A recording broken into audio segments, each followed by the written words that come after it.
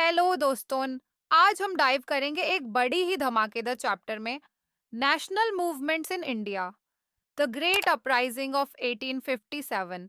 दोस्तों, सोचो एक दिन आपको ऐसी राइफल मिलती है जिसका कार्ट्रिज खोलने के लिए टीथ यूज करना है, और अफवाह है कि उसमें काऊ और पिग फैट यूज हुआ है। हिंदू और मुस्लिम सोल्जर्स दोनों के लिए यह एकदम सेंसिटिव मैटर था, और बस वही स्पार्क बना एक बड़ा धमाका। 1857 का रिवोल्ट एक कॉम्बो पैक रीजन के वजह से हुआ।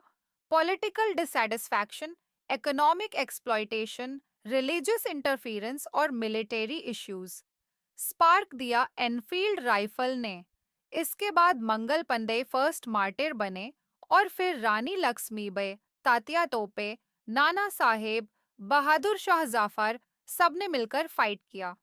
रिजल्ट, रिवोल्ट फेल हुआ क्योंकि यूनिटी और मॉडर्न वेपन्स की कमी थी, लेकिन इम्पैक्ट ह्यूज था।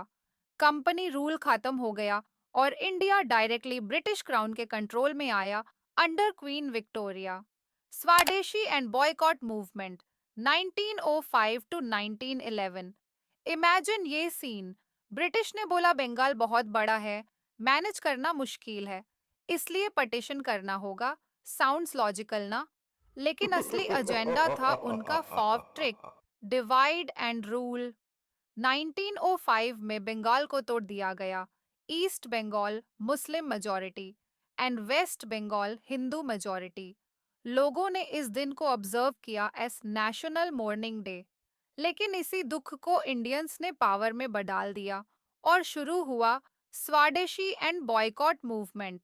थ्री मेन फंडा: फॉरेन माल बॉयकॉट, देसी गुड्स का promotion, national education promotes, impact, British industries crash, Indian industries boom.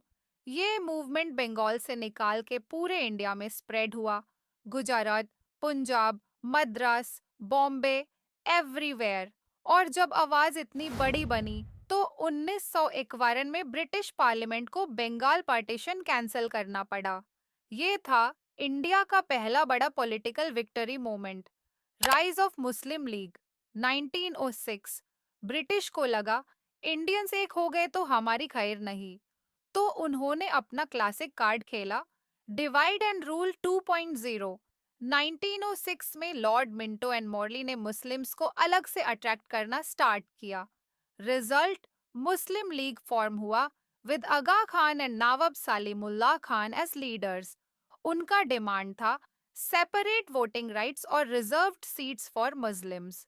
मतलब कांग्रेस के सामने एक पैरेलल बॉडी क्रिएट कर दी गई। Oh इससे no! Hindu Muslim unity week हुई, और आगे चल के पार्टीशन का ग्राउंड प्रिपेयर हुआ।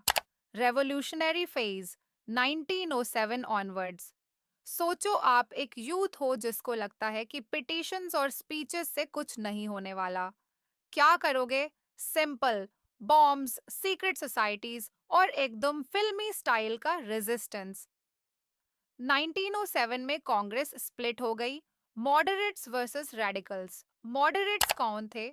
तो इंडियन नेशनल कांग्रेस के पहले जनरेशन ऑफ लीडर्स को बोला जाता है मॉडरेट्स।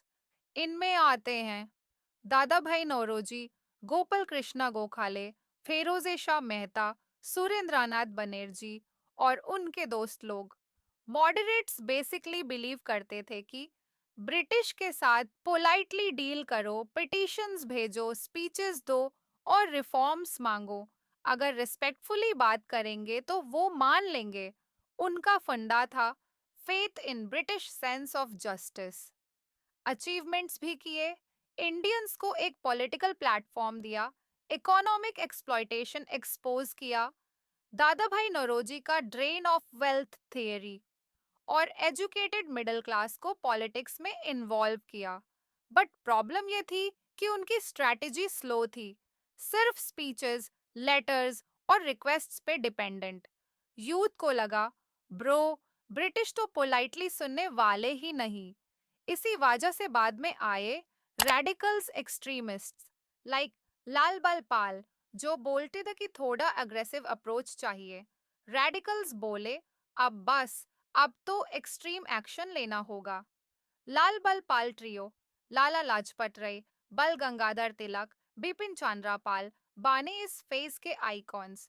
तिलक का धमाकेदार slogan, Swaraj is my birth right and I will have it, secret societies जैसे अभिनव भारत अनुशीलन समिति, भारत माता एसोसिएशन, सबका में मोटो था freedom at any cost.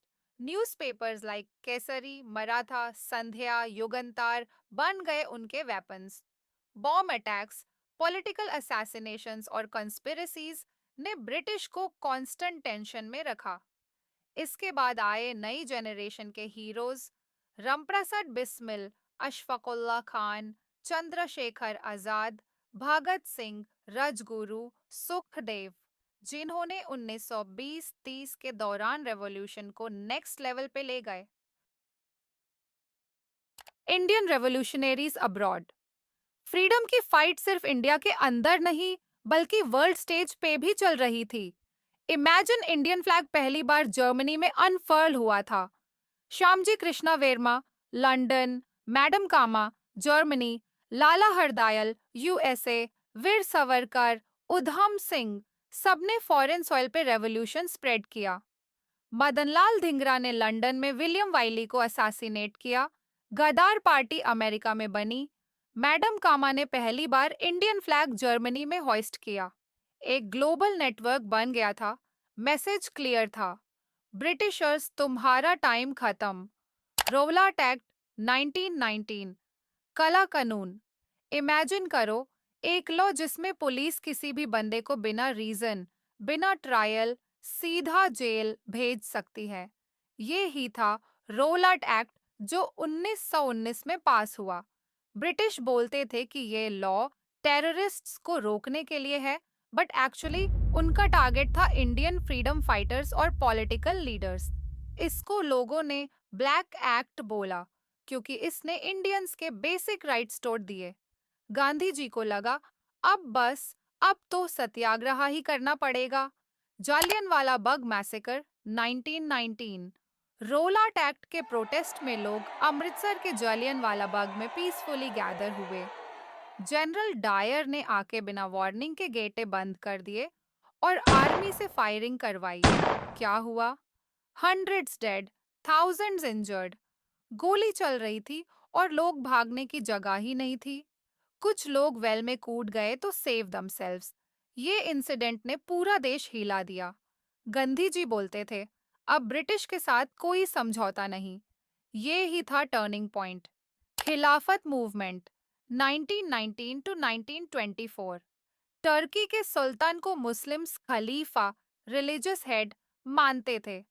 World war one के बाद ब्रिटिश ने टर्की को तोड़ दिया और खलीफा की पावर खत्म कर दी। इंडियन मुस्लिम्स को लगा ये इनजस्टिस है। इंडियन मुस्लिम लीडर्स जैसे आली ब्रदर्स, मोहम्मद अली और शौकत अली, गांधी जी के साथ मिलकर खिलाफत मूवमेंट शुरू किया। गोल, खालिफा को बचाना और हिंदू मुस्लिम यूनिटी दिखाना। इस टाइम पे गांधी जी ने बोला, नॉन कोऑपरेशन मूवमेंट शुरू करते हैं दोनों मिलके। Non cooperation movement 1920 to 1922। Gandhi ji का प्लान सिंपल था, अगर हम ब्रिटिश के सिस्टम को सपोर्ट ही ना करें तो उनकी पावर खुद गिर जाएगी। लोगों को बोला गया, फॉरेन कपड़े बॉयकॉट करो, ब्रिटिश स्कूल्स और कॉलेजेस छोड़ो, गवर्नमेंट जॉब्स रिजाइन करो, स्वदेशी को प्रमोट करो, हड़ताल्स और पीसफुल प्रोटेस्ट करो। इतनी बड़ी मूवमेंट पहली बार हुई थी जिसमें हर class, students, workers, farmers, women, सबने पार्ट लिया। फंड्स भी आए। तिलक स्वराज फंड में करोड़स डोनेट हुए। कंस्ट्रक्टिव एस्पेक्ट, पॉजिटिव साइड, ये मूवमेंट सिर्फ बॉयकॉट नहीं था, बल्कि कंस्ट्रक्टिव वर्क भी था। खाड़ी स्पिनिंग, गांधी जी ने चरखा प्रमोट किया, बोला अपना कपड़ा खुद बनाओ। नेशनल स्कूल्स, देसी एजुकेशन इंस्टीट्यूशंस खोलने लगे। हिंदू मुस्लिम यूनिटी पीक पे गई थैंक्स टू खिलाफत। विमेन और यूथ का पार्टिसिपेशन बढ़ गया। पहली बार कॉमन पीपल को लगा कि हम भी इंडिपेंडेंस फाइटर्स हैं। नेगेटिव एस्पेक्ट, लेकिन कुछ फ्लॉज भी थे। मूवमेंट प्योर इंडिया में एकदम ऑर्गेनाइज्ड नहीं था। सब जगह यूनिटी सेम लेवल पे नहीं रही। सबसे बड़ी बात, कुछ जगह पे लोग वायलेंट हो गए।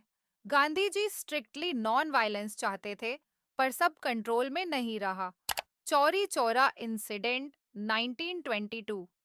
यूपी के एक छोटे से गांव चौरी चौरा में एक प्रोटेस्ट वायलेंट हो गया। पुलिस ने फायरिंग की, क्राउड गुस्सा हो गया और उन्होंने एक पुलिस स्टेशन को आग लगा दी। रिजल्ट, 22 पुलिसमैन मर गए। गांधी जी ने बोला, ये तो नॉन वायलेंस का वायलेशन है। जब तक देश वायलेंस के लिए तैयार है, मैं मूवमेंट बंद करता हूँ। और इसी वजह से उन्होंने 1922 में नॉन कोऑपरेशन मूवमेंट विथड्रॉ कर दिया। इसको गांधी जी ने अपनी हिमालयन ब्लंडर भी बोला, क्योंकि लोग कहते थे मूवमेंट पीक पे था और सडनली बंद हो गया। स्वराज्य पार्टी 1923। नॉन कोऑपरेशन बंद होने के बाद कांग्रेस के अंदर डिवाइड हुआ। नो चेंजर्स, जो गांधी जी के साइड थे, वो कंस्ट्रक्टिव वर्क कंटिन्यू करना चाहते थे। स्कूल्स चरखा, social reform. Pro changers, CR दास और मोतीलाल नेहरू, उन्होंने बोला ब्रिटिश काउंसिल्स में पार्टिसिपेट करना चाहिए और उन्हें अंदर से चैलेंज करना चाहिए।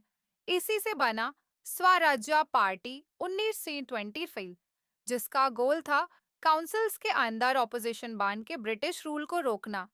ये पार्टी एक तरह का प्लान बी थी जब गांधी जी जेल में थे और मूवमेंट सस्पेंड था। Wrap up. So basically, Rowlatt Act ने प्रोटेस्ट का रीजन दिया।